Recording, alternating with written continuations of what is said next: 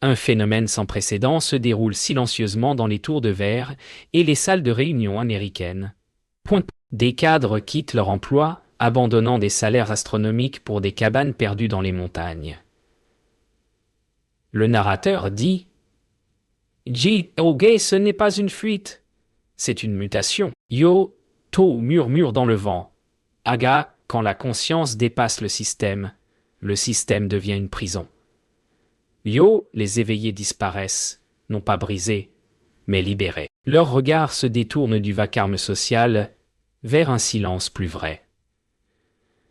Le narrateur ajoute « Il ne fuit pas la société, il la transcende. Yo, et dans ce vide grandissant, une question brûle. Que révèle cet exode sur notre humanité endormie ?» Le narrateur dit « Algo, ce n'est pas l'épuisement professionnel, mais un retrait conscient. Yo, des thérapeutes, des professeurs, des maîtres spirituels ferment leurs comptes sociaux. To apparaît dans un murmure.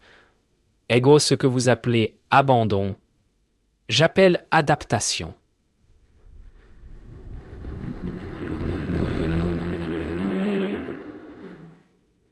Yo, le narrateur poursuit. Yo, ces êtres ne fuient pas la société. Ils protègent la conscience qu'ils ont cultivée. Yo, dans une salle vide, une voix intérieure résonne. Egeo, et si leur absence n'était pas une perte, mais le signal d'un nouvel âge, Yo, le monde continue, inconscient, pendant que les éveillés deviennent invisibles. To, dit calmement, Ega, l'esprit éveillé, ne peut plus vivre dans un système conçu pour ceux qui dorment. Yo, le narrateur répond. Yogo, le narrateur répond. Yoge, ce qui semble une perte, est une évolution. Yo, un cadre médite dans une cabane, tandis qu'en ville, des foules se disputent. Les réseaux se remplissent d'opinions, de colère et d'ombre. Le narrateur dit « Uge, ce n'est pas un discours politique, c'est une projection collective. » Yo, les voix en ligne se déchirent, croyant lutter pour la vérité, alors qu'elles nourrissent la même illusion. Le narrateur dit « Ego, ce que nous appelons société n'est qu'un théâtre psychologique. » Yo-To murmure « Yoga » et tous croient être éveillés. Yo, dans un bureau, des employés se plaignent, inconscients de rejouer leurs blessures familiales. Le narrateur poursuit, Yoge, le bureau devient une scène et chacun a un acteur. Yo, le bruit des claviers, devient un chœur inconscient, répétant la même pièce chaque jour sans fin. Le silence du Montana semble soudain le seul son réel. Toddy, Ergo, quand la conscience s'élargit, elle devient un bug dans la matrice. Yo, le narrateur répond, Yoge, voir, c'est cesser d'appartenir. Yo, l'éveillé, observe sa famille débattre, comprenant que personne ne parle vraiment du sujet apparent. Il se tait, prisonnier de la lucidité. Le narrateur murmure. Ege, c'est la solitude de la conscience. Être sobre parmi les ivres. Yo est dans le reflet du feu. L'éveillé ferme les yeux, acceptant le prix de sa vision. Le narrateur dit « Yoga », To appelait cela la prison collective inconsciente. Yo, les gens crient, se disputent, persuadés de défendre la liberté. To murmure. Yoga, il renforce les murs qu'il croit abattre. Yo, sur les écrans, la rage politique devient miroir de soi. Le narrateur poursuit. Ego, chaque poste, chaque commentaire n'est qu'une confession déguisée. Yo, les citoyens combattent leurs propres reflets sans jamais le savoir. Et, pendant que les voix s'élèvent, la conscience, elle, s'éteint peu à peu dans le bruit des illusions. Un bureau plein de plaintes résonne. Yoga, c'est la direction, c'est la culture, yo, disent-ils. To chuchote. Et non, c'est votre peur projetée sur l'autorité. Yo, le narrateur ajoute. Ogo, chaque environnement devient un miroir. Yo, les employés jouent les rôles que leurs blessures d'enfance leur dictent. Ce qu'ils appellent travail est un drame inconscient, répété 1000 fois. Le narrateur murmure. Yoga, le génie du système, est qu'il semble réel à ceux qu'il retient. Yo et tous continuent de jouer, persuadés d'exister. Le narrateur dit « Yoga, les divisions paraissent vitales, les drames semblent justifiés. » Yo, To observe calmement. Yoga, c'est un théâtre, non une guerre. Yo, sur les réseaux, la foule crie. Dans la rue, des pancartes s'élèvent. Le narrateur poursuit, Aga tous croient lutter pour la vérité, mais ils nourrissent la même ombre. Yo, une jeune femme, téléphone à la main, regarde les débats et se demande soudain « Yoga, et si c'était moi que je combattais ?» Yo, le narrateur dit « Ogo, quand la conscience s'élargit, le monde se fissure. »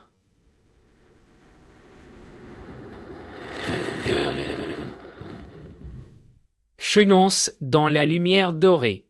Yoga, l'esprit éveillé, voit derrière le masque. Yo, l'éveillé, regarde sa famille débattre, son entreprise se disputer, et voit toujours le même mécanisme, la peur qui parle, déguisée en morale. Yoga, ce n'est pas la politique, dit-il, c'est l'enfance qui revient. Yo est dans son silence, la pièce entière devient transparente. To dit, Yaga, être éveillé, c'est voir le théâtre dans lequel tu joues.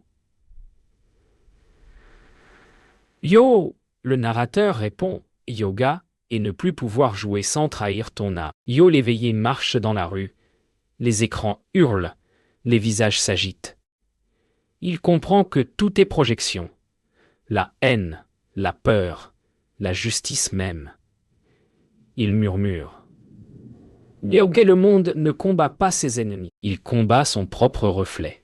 Yo, et sous la pluie, il sourit, car il sait qu'il vient de sortir de la scène. Le narrateur dit « Ego, quand quelqu'un s'éveille, il voit les mécanismes partout. »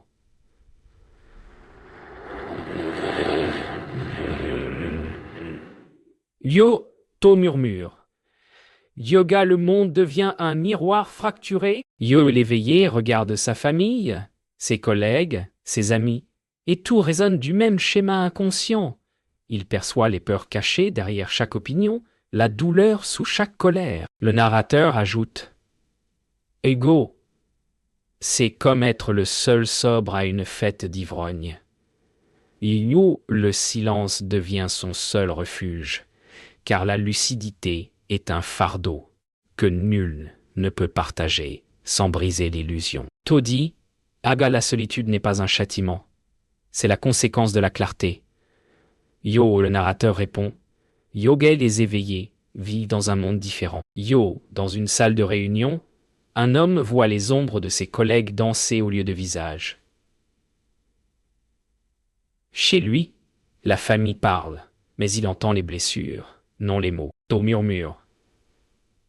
Yoga, tu ne peux plus feindre le sommeil après avoir vu la lumière. Yo est dans ce constat, il comprend que le prix de la conscience est la distance. Le narrateur dit, Yoga, la société punit la conscience.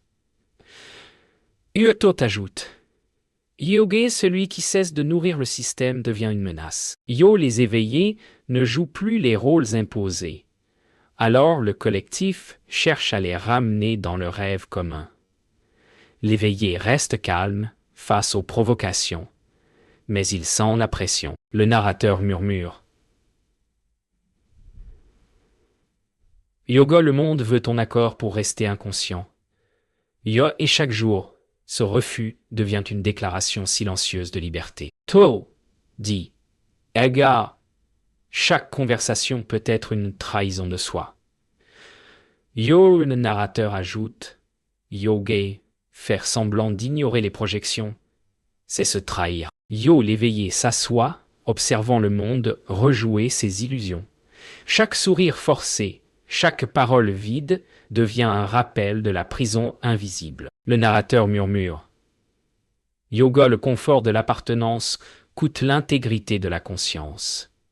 Yo, et dans cette reconnaissance, il choisit enfin le silence comme vérité. Le narrateur dit, Ego, à force de feindre, l'âme s'épuise.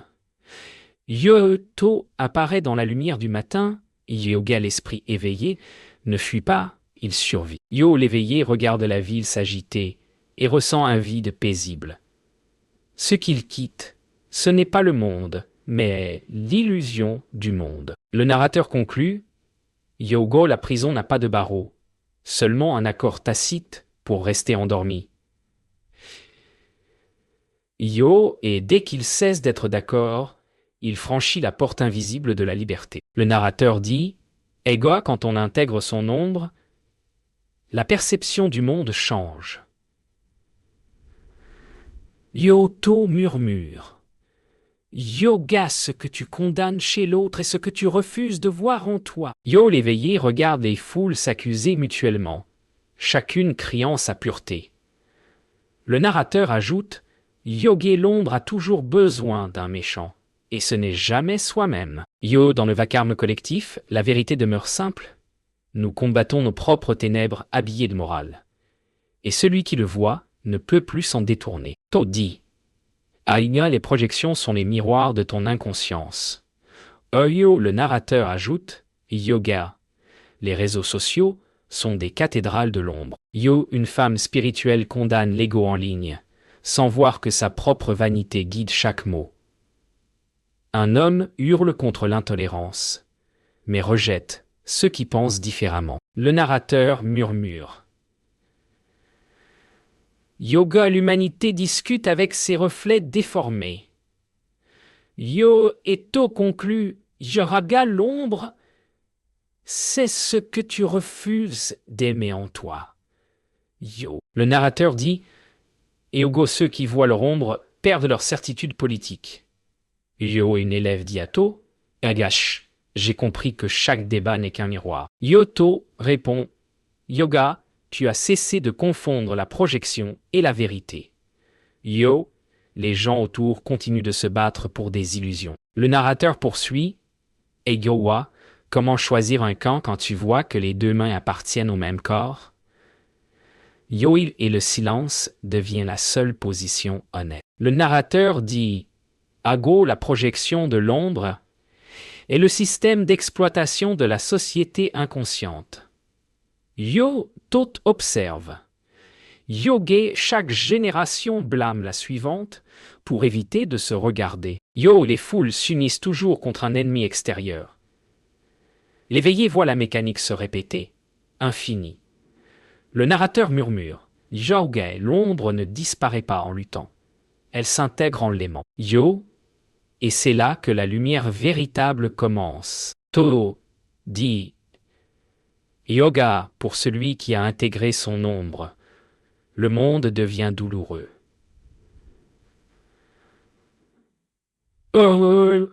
Et si... ajoute, ajoute.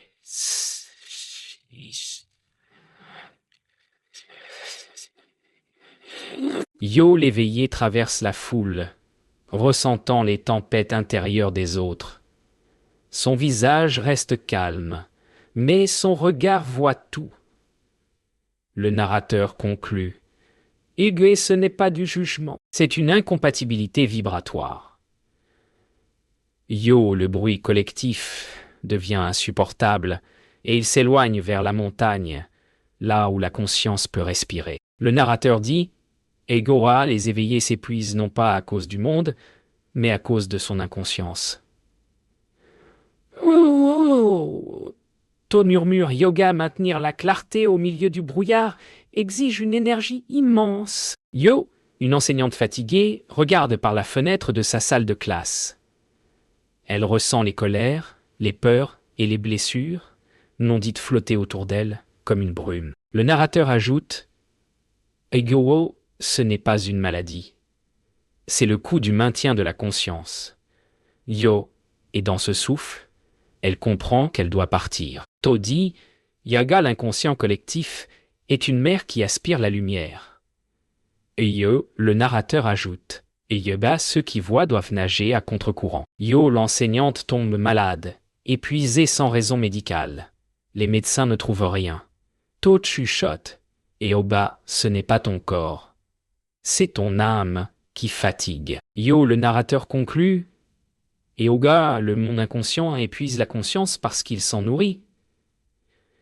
Yo, et quand elle part enfin, le silence la guérit plus vite que n'importe quel traitement. Le narrateur dit « Yogo dans la nature. La conscience n'a plus besoin de se défendre. Yoto apparaît près des pins. Yoge. Ici, l'énergie soutient la clarté. Yo, la femme respire profondément, entourée de montagnes silencieuses. Elle écrit dans un carnet « Je n'étais pas malade. J'étais épuisé de feindre l'inconscience. » Le vent porte les mots comme une prière. Le narrateur murmure « Yoga dans la solitude ».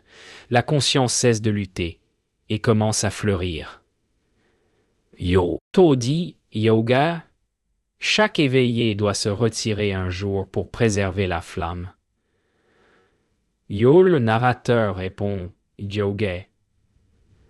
La conscience est précieuse et limitée. Yo, l'éveillé, regarde les écrans s'éteindre, les slogans s'effacer, les voix s'éloigner. Il ressent la paix du silence intérieur. To murmure. Yoga, le monde inconscient draine la lumière comme le sable avale l'eau. Yo, et le narrateur ajoute, Yoga, le retrait n'est pas une fuite, c'est une écologie de l'âme. Le narrateur dit, Yogo, dans les traditions anciennes, les gardiens de la sagesse vivaient en marge. Yoto ajoute, Yoge, ils se retiraient non pour fuir, mais pour protéger la lumière. Yo, des éveillés modernes quittent les villes, bâtissent des refuges de conscience. L'un médite sous les arbres, l'autre enseigne le silence. Le narrateur conclut, Yoga, peut-être que leur disparition n'est pas le problème. Peut-être que notre monde qui rend la conscience insoutenable l'est. Yo, et dans la forêt, Tot sourit. Le narrateur dit, Yoga, Tot identifiait la phase de l'ermite comme une nécessité, non un échec. Yo, une voix intérieure murmure. Yoga, le retrait, est la matrice de la transformation. Yo, un philosophe quitte son université, laissant derrière lui les applaudissements et les jugements. Tot dit, Aga, le vrai travail commence quand le monde ne te regarde plus. Yo, le narrateur ajoute, Ogo, l'ermite ne fuit pas la vie, il s'enfonce plus profondément. Yo, dans le silence, naît la sagesse que le bruit étouffait. To dit Yoga, l'isolement inconscient naît de la peur. Le retrait conscient naît du respect de soi. Yo, le narrateur ajoute, Yobe, ce n'est pas fuir les autres, c'est se rapprocher de son centre. Yo, l'ermite médite, entouré de silence. Les pensées tombent comme des feuilles mortes. Le narrateur poursuit, Yoga, le monde veut te distraire, mais ton âme veut te rassembler. Yo, To, murmure. Ao, l'ermite se retire pour guérir, ce que la foule ignore.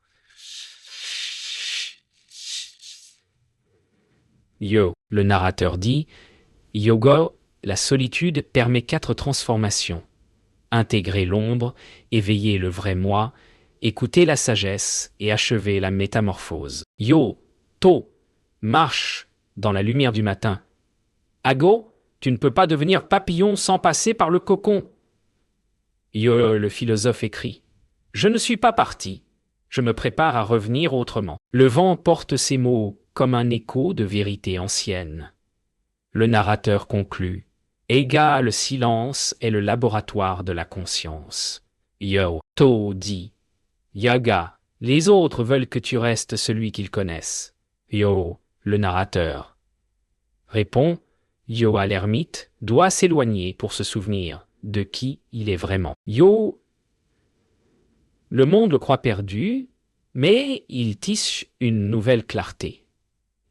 Il lit, médite, écrit sans chercher l'approbation. Le narrateur murmure, Yogo, la société interprète le silence comme un effondrement, mais c'est une germination. Yo, dans le secret, il devient semence d'un monde futur. Le narrateur dit, Yogo, l'ermite se retire pour reconstruire les racines de sa conscience. Yo, To murmure, Yoga, le papillon ne fuit pas la vie. Il se prépare à l'habiter pleinement. Yo, dans le calme, l'ermite sent son énergie se restaurer. Les bruits du monde deviennent lointains.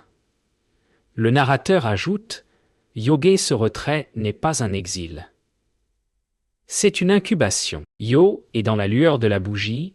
Le philosophe ferme les yeux prêt à renaître. Le narrateur dit « Ego à ceux qui disparaissent, ne fuis pas la société. »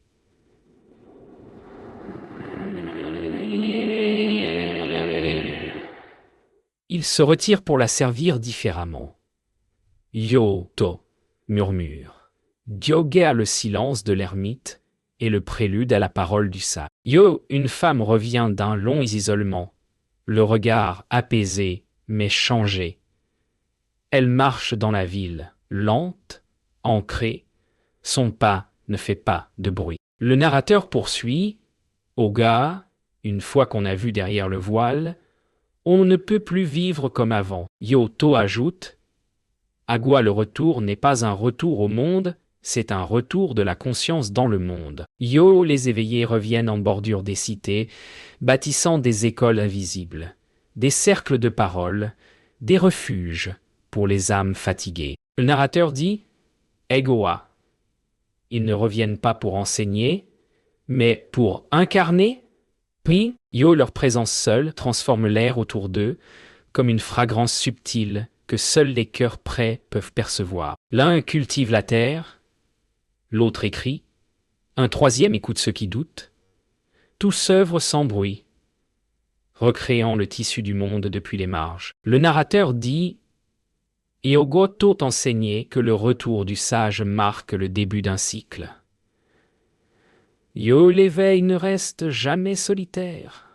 Il s'étend comme une onde calme. Des communautés naissent sans manifeste ni leader. Des individus qui ne se connaissent pas partagent le même silence intérieur. To murmure. Yoga, les éveillés deviennent des phares pour la prochaine vague. Yo, le narrateur ajoute « Ego, ils construisent des structures invisibles, des réseaux d'authenticité, qui relient ceux qui cherchent sans le savoir. » Yo, dans les montagnes, un ancien banquier cultive la terre et enseigne la permaculture. Dans une ville, une ex-infirmière accompagne les mourants avec douceur. Un professeur rédige un livre que personne ne lui a commandé, mais que beaucoup attendaient. Le narrateur dit « Ega, ce n'est pas une révolution visible, c'est une mutation silencieuse. » Yo et To conclut « Egawa, ce que tu appelles marge, est le cœur qui renaît. » Le narrateur dit « Yogo, les éveillés reviennent pour offrir des cartes, pas des doctrines. » Yoto parle d'une voix douce. « Yoke, ce que tu as vécu seul. Transmets-le par ton être. » Yo, un écrivain, médite avant d'écrire, ressentant que chaque mot est un fil reliant les consciences. Une thérapeute refuse désormais les clients qui cherchent des solutions superficielles. Elle dit « Ego, je ne peux plus traiter les symptômes d'une société malade. Je veux soigner ses racines. » Yo, To murmure. Yo, To man, sagesse authentique n'enseigne pas. Elle est claire. Yo, le narrateur ajoute, Ego, les éveillés créent des espaces où la conscience peut respirer. Ils ne cherchent pas à convaincre, seulement à rayonner. Yo, le monde commence à changer non par la force, mais par la fréquence. Les éveillés sont comme des diapasons. Ils ajustent la vibration collective sans en imposer la note. Le narrateur dit « Yoga To voyait l'évolution de la conscience comme une vague. Yo, les premiers disparaissent pour préparer le terrain. Les suivants avancent grâce aux traces laissées. L'humanité entière monte pas à pas cette échelle invisible. To dit « Yoga, les pionniers ne sont pas des déserteurs. Ils ouvrent le chemin que d'autres suivront. » Yo, le narrateur ajoute « Ogo, chaque génération produit ses éveillés, ses ermites, ses architectes de l'invisible. » Yo, dans le monde, de nouveaux modèles émergent. Des écoles qui enseignent la pleine conscience, des entreprises qui honorent la sincérité, des artistes qui peignent non pour vendre, mais pour éveiller. Les anciens systèmes chancellent, incapables de supporter la lumière. To murmure. Yoga, l'ombre recule, non sous la force, mais sous la présence. Yo et le narrateur conclut.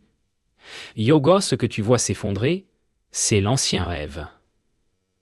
Ce qui naît, c'est la réalité éveillée. Le narrateur dit, Egato savait que chaque disparition prépare un retour. Yo, les éveillés d'aujourd'hui sont les graines d'une humanité nouvelle. Ils disparaissent dans le silence pour mûrir, puis reviennent avec le parfum de la vérité. Le narrateur poursuit, Yoga, l'évolution n'est pas un saut collectif, mais une succession de retours solitaires. Yo, To, se tient dans la lumière, immobile. Ibis dort sur l'épaule. Il dit, Ega, quand la conscience quitte la foule, c'est pour ramener la lumière à ceux qui trébuchent encore. Yo, le narrateur ajoute, Ago, ce retrait n'est pas une fuite.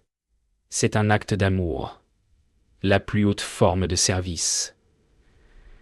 Yo, dans la vallée, les éveillés allument des torches symboliques, une à une. Leurs flammes dansent dans le vent, se reflétant dans les yeux de ceux qui observent de loin, sans encore comprendre pourquoi ils pleurent. Thoth conclut, Yobé l'éveil n'est pas la fin du monde ancien, c'est le commencement d'un monde vrai. Yo, le narrateur, termine d'une voix douce, Yoga, disparaître consciemment, c'est renaître au service de la vie. Yo, le vent s'élève, portant les étincelles vers le ciel. Une lumière nouvelle s'étend sur l'horizon, paisible, inévitable, éternelle.